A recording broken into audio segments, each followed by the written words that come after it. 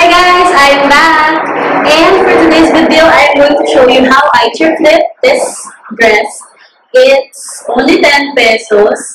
I got it from all items, 10 pesos, no pay-utay, and I made it like a two-piece wrapped around the dress. Very easy, very comfy. So if you guys are interested, let's get into the video. Hi! Speak to me kindly. I'm the type of girl you call wifey.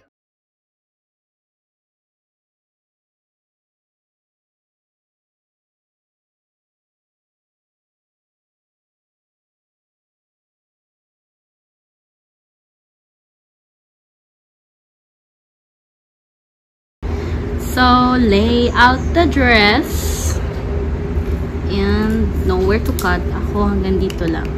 Sunod din na lang ang lines to make the top and the bottom. So, now magkahiwalay na sila. Next is the top.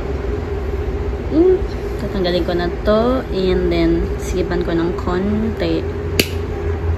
So, tatahiin na tong sides. And babawasan ko ng konti. Now, for the skirt, I folded the pieces, tong remaining piece, to 4 kasi para mas mabilis magupit kasi gugupitin ko to. Yan, for the waistband. Basta yung magiging foundation for the wrap around. Gupitin ko to. Kasi mahaba pa naman siya. Then, itong remaining pieces na to, pag dudugtug-dugtugin ko para makagawa nga ng waistband na itatali for the wraparound. So, cut this. Then ako kagaya niyan dito para humaba pa tong telang to. So, lahat ng pwedeng magupit na piece na kasing laki nito, gagawin ko para humaba. Okay. So, ayan. Pag dudugtug-dugtugin ko lang sila. Then, ifo-fold para maging waistband. Tapos, i-attach din doon sa mahaba para maging waistband dito sa baldang to. So,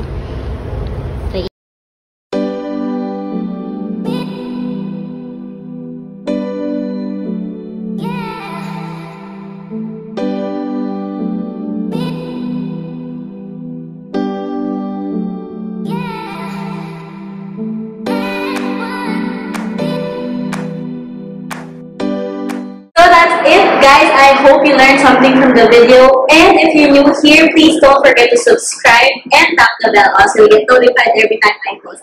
And also don't forget to follow me on all my social media accounts. It's at Queen Nash Rapi, Instagram and Twitter at Queen Nash Rapi. See you in my next video. Bye bye.